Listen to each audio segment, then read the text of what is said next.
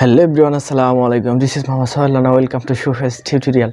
I hope you are fine and fresh by the grace of Almighty Creator. Alhamdulillah, I am also fine. Everybody know that now COVID-19 is running in the world. May Allah keep us all safe from this epidemic. Amen. So dear friends and guys, তোমরা thumbnail থেকে বুঝতেই পারছো যে আজ আমি তোমাদেরকে past perfect tense করাবো। টেন্সের জন্য আজ আমাদের শেষ ক্লাস 8ম নাম্বার ক্লাসে এসে আমরা পৌঁছেছি। আশা করি প্রত্যেকটি ভিডিও তোমাদের ভালো লাগছে। যারা একাডেমিক লেভেলের স্টুডেন্ট আছে তাদের জন্য আমরা একরকম ভাবে শিখে থাকি এবং যারা শুধু জাস্ট স্পিকিং এর জন্য শিখে থাকি তাদের জন্য এই টেন্সটা একটু ভিন্নভাবে শিখতে হয়। আজ আমি এই ভিডিওটার মাধ্যমে তোমাদেরকে দুটি দিকে দেখাবো। প্রথমে আমি তোমাদেরকে দেখাবো একাডেমিক লেভেলের একটি system. So dear friends and guys, before the class start I say you, if you are new here, please subscribe my channel and hit the bell icon. So ক্লাসটি শুরু করার আগে একটি কথা বলি, যদি তুমি আমার চ্যানেলে নতুন হয়ে থাকো তাহলে অবশ্যই চ্যানেলটিকে সাবস্ক্রাইব করবে এবং পাশে থেকে বেল বাটনটি একটু টাচ করে দিবে, কেননা পরবর্তী ভিডিও আপলোড হওয়ার মাত্রই তুমি নোটিফিকেশন যেন সবার আগে পেতে পারো। চলো শুরু করা যাক।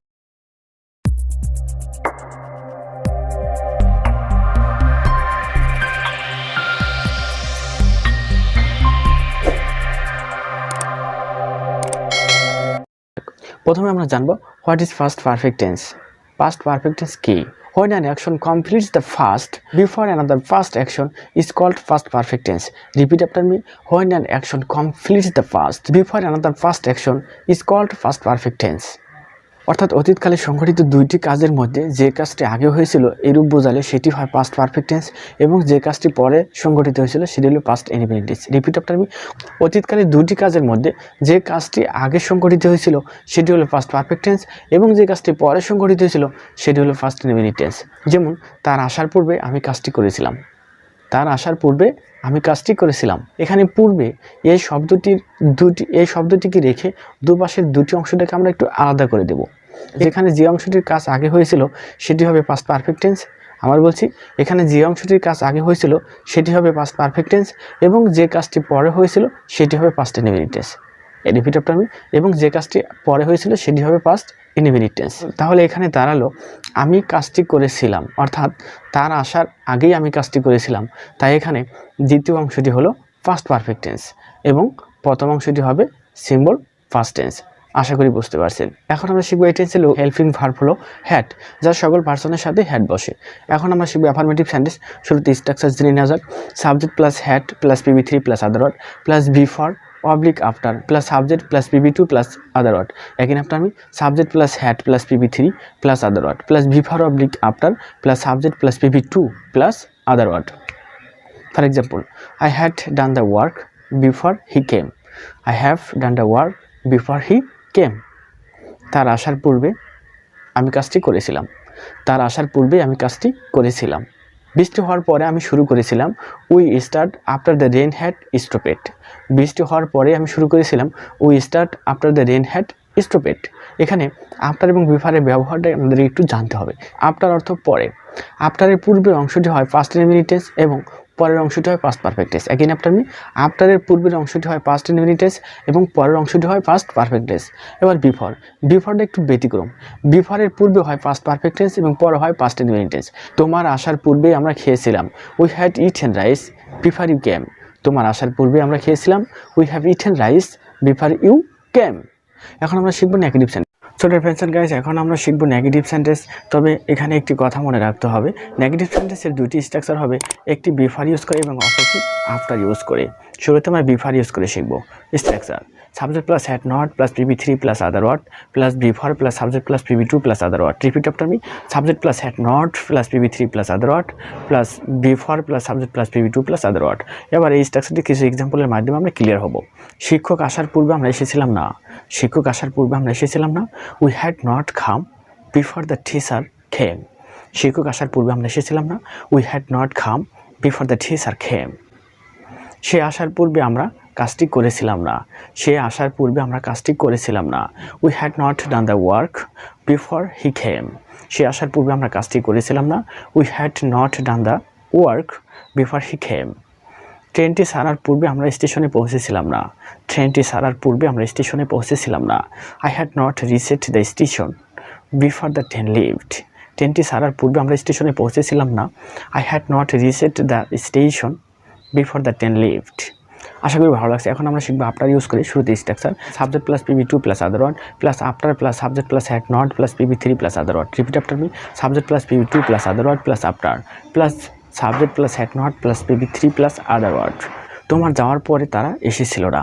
তোমার যাওয়ার পরে তারা এসেছিল না। You went after they had not come. তোমার যাওয়ার পরে তারা এসেছিল না। You went after they had not come. আমার বাবা আসার পরে মা রান্না করেছিল না। আমার বাবা আসার পরে মা রান্না করেছিল না। My father came after my mother had not cooked. আমার বাবা আসার পরে মা রান্না করেছিল না। My father came after my mother had not cooked. আশা করি বুঝতে পারছেন।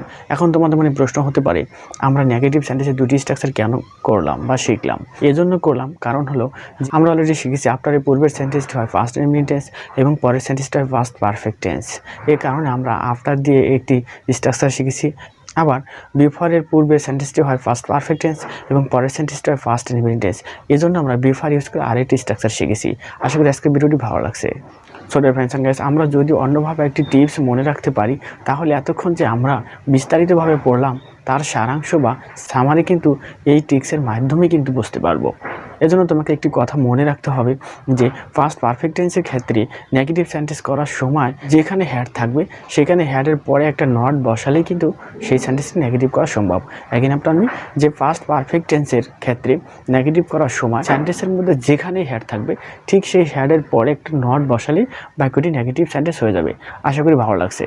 So dear friends and guys, এখন আমরা শিখবো ইন্টারগ্রেটিভ সেন্টেন্স। তবে ইন্টারগ্রেটিভ সেন্টেন্সটা শুরু করার আগে একটা কথা বলি, যদি কোনো সেন্টেন্স কোনোভাবে হ্যাড বসে এবং হ্যাডের পরে যদি প্রিন্সিপাল ভার্ব আসে অবশ্যই সেই ভার্বটাকে ফার্স্ট পার্টিসিপাল ফর্মে লিখতে হবে। এগেইন আফটার মি, যদি কোনো সেন্টেন্সে হ্যাড বসে এবং হ্যাডের পরে যদি ভার্ব আসে তাহলে অবশ্যই সেই ভার্বটাকে ফার্স্ট পার্টিসিপাল ফর্মে লিখতে হবে। সংখ্যা হবে V3 বা PB3 ফর্মে লিখতে হবে। আশা করি বুঝতে পারছেন। এখন আমরা শিখব ইন্টারগ্রেটিভ সেন্টেন্সের structure. Had plus subject plus PB3 plus other word, before plus subject plus PB2 plus other word plus প্রশ্নবোধক চিহ্ন।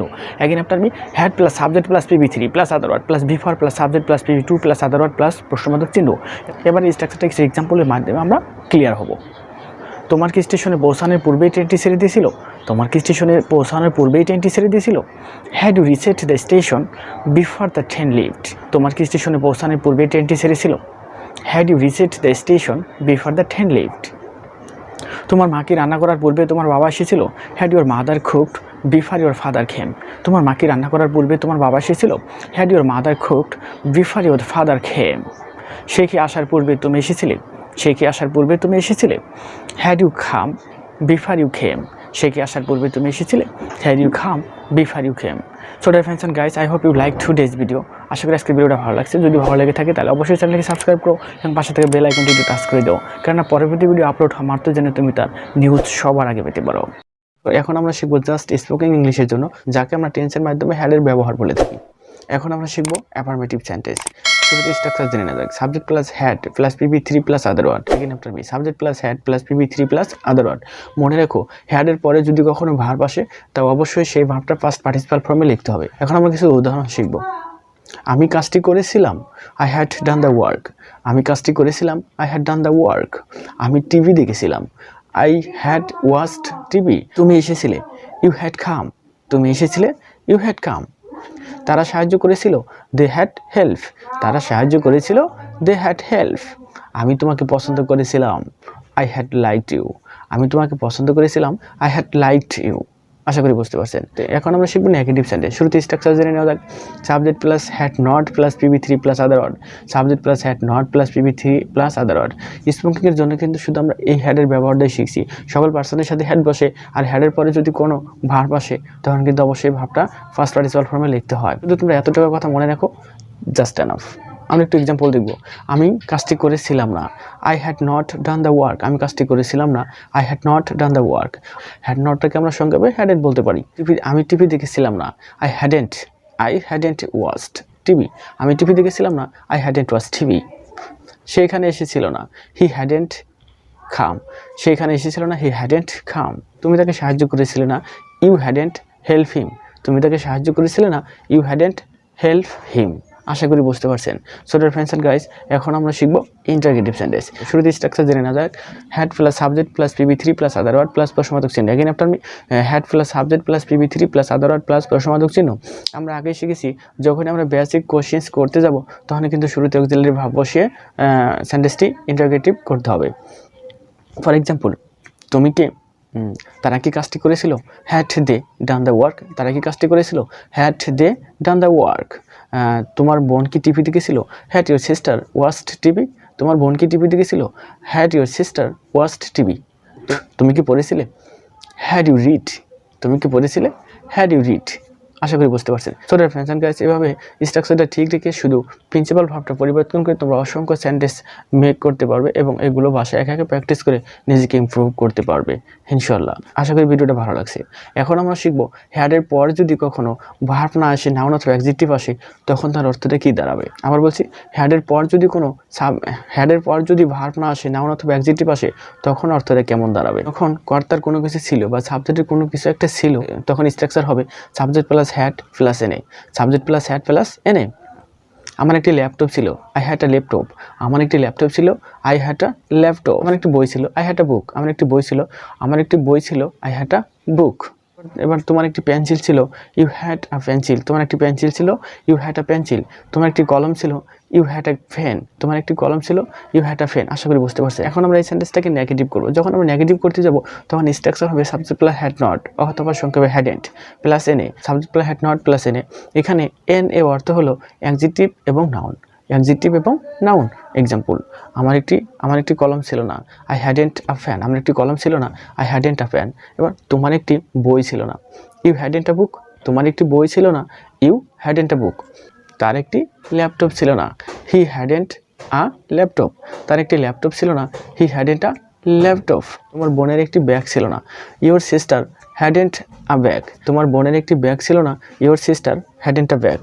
আশা করি বুঝতে পারছেন। এখানে নাউন এবং অ্যাডজেক্টিভটা পরিবর্তন করে অসংখ্য সেন্টেন্স মেক করা সম্ভব। So dear friends and guys, আশা করি আজকে ভিডিওটা ভালো লাগছে। যদি ভালো লাগে থাকে তাহলে অবশ্যই চ্যানেলটিকে সাবস্ক্রাইব করবে এবং পাশে থেকে বেল আইকনটি একটু টাচ করে দিও, কারণ পরবর্তী ভিডিও আপলোড হওয়া মাত্র যেন তার নোটিফিকেশন তুমি সবার আগে পেতে পারো। সে পর্যন্ত ভালো থেকো, দেখা হবে অন্য কোনো ভিডিওতে। আল্লাহ হাফেজ, টাটা, আসসালামু আলাইকুম।